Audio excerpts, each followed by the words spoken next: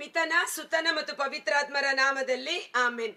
ಮಹಿಮೆಯ ಅರಸನೆ ನಿನ್ನ ಆತ್ಮದೇ ಆರಾಧಿಸುವೆ, ಪರಲೋಕ ರಾಜನೆ ನಿನ್ನ ನಿತ್ಯವೂ ಆರಾಧಿಸುವೆ. ಪ್ರಭು ಕ್ರಿಸ್ತರಲ್ಲಿ ಆತ್ಮೀಯ ಸಹೋದರ ಸಹೋದರಿಯರೇ, ಈ ದಿನದ ಮುಂಜಾನೆಯ ಜೀವ ಸ್ವರ ಕೀರ್ತನೆಗಳು 8. ಇದರ ಟೈಟಲ್ ನೋಡುವುದಾದರೆ ದೈವ ಮಹಿಮೆ ಮಾನವನ ಹಿರಿಮೆ. ಅಂದರೆ, ಎಲೆ ಮಾನವ, ನೀನು ಬರೀ ಮಣ್ಣಲ್ಲ, ದೈವತ್ವವನ್ನು ಹೊಂದಿರುವ ದೇವರ ಮಹಿಮೆಯ ಪಾತ್ರೆಯಾಗಿದ್ದೆ ಎಂಬುದಾಗಿ. ದೇವರ ನಾಮ ಮನುಷ್ಯನಿಗೆ ಮಹಿಮೆ ಹಿರಿಮೆಯನ್ನು ತರುವಂಥದ್ದು ಎಂಬುದಾಗಿ. ಪ್ರಭು, ಓ ನಮ್ಮ ಪ್ರಭು, ಏನಿತು ಮಹಿಮಾನ್ವಿತ, ಹರಡಿದೆ ನಿನ್ನ ಸಿರಿನಾಮ ಜಗದಾದ್ಯಂತ. ದೇವರ ನಾಮ ಮಹಿಮೆಯುಳ್ಳದ್ದು. ಆ ನಾಮದ ಶಕ್ತಿ ಜಗದಾದ್ಯಂತ ಹರಡಿದೆ.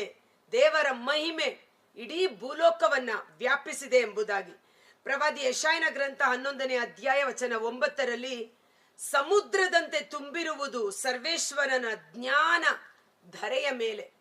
ಹೇಗೆ ಒಂದು ಸಮುದ್ರ ನೀರಿನಿಂದ ಆವೃತಗೊಂಡಿದೆಯೋ, ಇಡೀ ಭೂಮಿ ಆಕಾಶ ದೇವರ ಮಹಿಮೆ ಎಂಬ ಜ್ಞಾನದಿಂದ ತುಂಬಿದೆ. ಹಬಕ್ಕುಕ 2:14, ಸಮುದ್ರವು ನೀರಿನಿಂದ ತುಂಬಿರುವಂತೆ ಜಗವು ಸರ್ವೇಶ್ವರ ಸ್ವಾಮಿಯ ಮಹಿಮೆಯ ಜ್ಞಾನದಿಂದ ತುಂಬಿದೆ.